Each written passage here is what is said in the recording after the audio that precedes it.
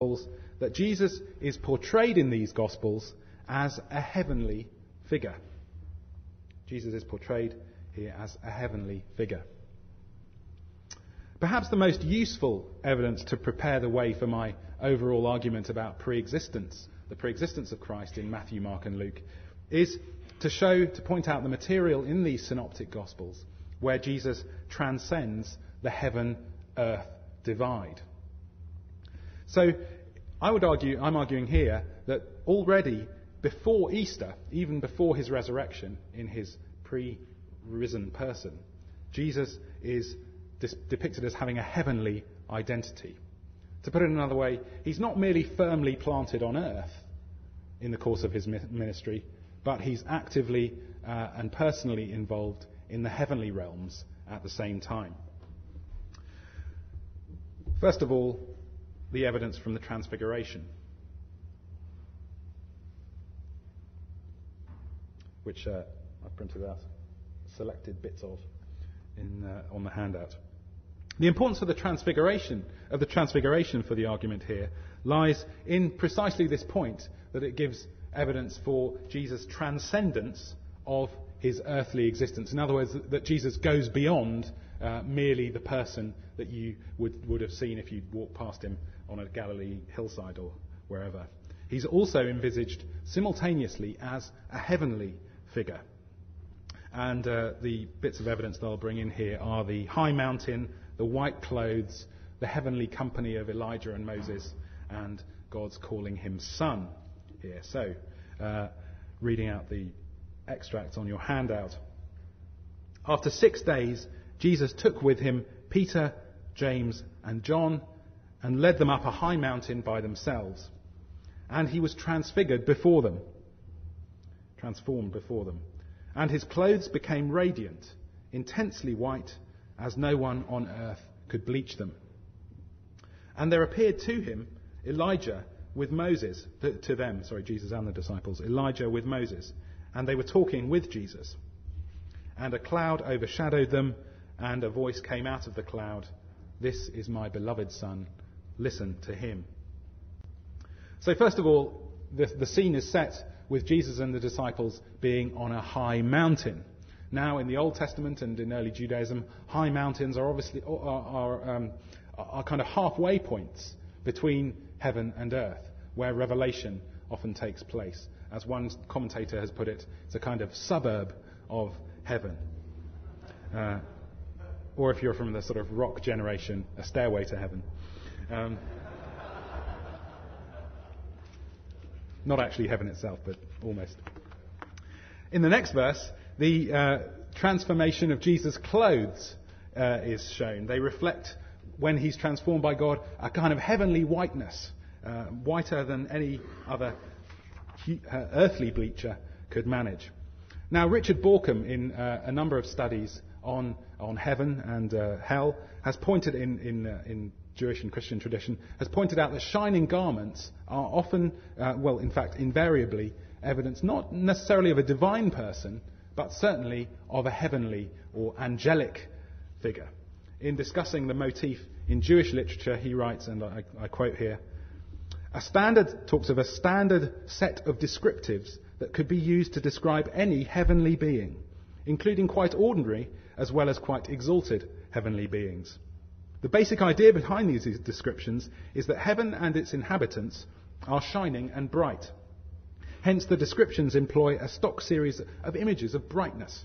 Heavenly beings or their dress, note the dress there, are typically shining like the sun or the stars, gleaming like bronze or precious stones, fiery bright like torches, or, maybe this is the key bit for our purposes, or lightning, dazzling white like snow or pure wool. He's not talking about the transfiguration there particularly, but on the general area of the Old Testament and early Judaism more widely. And if you look later on in Mark's Gospel, you can see that one of the angelic figures who's involved in the resurrection scene, a young man he's depicted as, a young angelic figure, is described as being a young man in a white robe. Furthermore, in Matthew's and Luke's slightly expanded accounts of the Transfiguration, it's explicit that not only Jesus' clothes, but also his face is shining bright and white. In Matthew, it shines like the sun, and in Luke, Jesus' appearance is altered, his whole appearance, as he is praying. Again, the heavenly character of Jesus in this transfiguration incident is supported further by his heavenly company. He is met by Elijah and Moses, who obviously come from the heavenly realms to speak with him. As Rudolf Pesch, one of the main German commentators on Mark's Gospel, has written, the fact that Elijah and Moses speak with Jesus indicates that Jesus belongs to their world. Where Pesch and a number of other commentators go wrong, though, I would argue, is on seeing this transfiguration episode, this episode where Jesus is transformed into heavenly brightness. Where they go wrong is to see this as merely an anticipation of what he's going to be like at the second coming.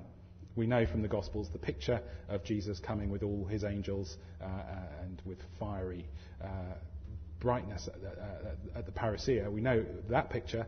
And so a number of scholars argue that what's happening at the Transfiguration is that picture is you're being given a kind of sneak preview of what Jesus is going to be like at the parousia.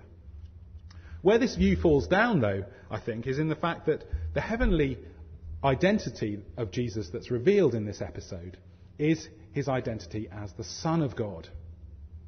So it's not only as this future coming figure that he appears in a kind of snapshot preview form, but this is his true identity as Son.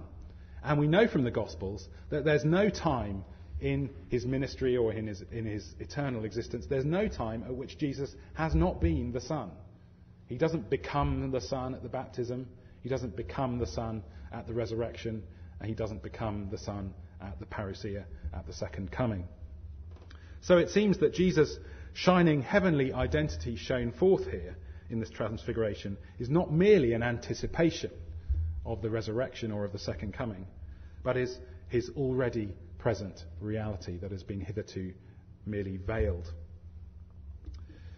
Secondly, this idea of Jesus as a heavenly being is supported by the reference in Mark 13:32, which again is on your handout. This, again, mysterious saying, about that day, he's talking about the parousia, the second coming, about the day of that second coming and the hour, no one knows, not even the angels in heaven, nor the Son, only the Father. So there's a hierarchy implied of heavenly beings here. Father at the top, then the Son, and then the angels. That's the order, well, in reverse, that's the order that you see in the verse. You would expect that the angels, being members of the divine court, being members of the heavenly council, you would expect perhaps that they might have access to heavenly secrets like this. Similarly, the implication is with the Son, as again a heavenly being. You would expect him to have knowledge of this. But despite the fact that angels and Son are members of God's heavenly court, they don't have access to this heavenly secret. This motif of the divine council, which is very well known by Old Testament scholars, but New Testament scholars don't tend to talk about it much. This idea of God being in the heavenly court that you see, I guess, especially in passages like the beginning of Job, where the angels and Satan gather before God in heaven. This motif is very common in the Old Testament, and so lots of passages, I think, in the Gospels make better sense when you bear this image in mind. I suppose the big question here is whether Jesus is a temporary member of this council or whether he's a permanent member.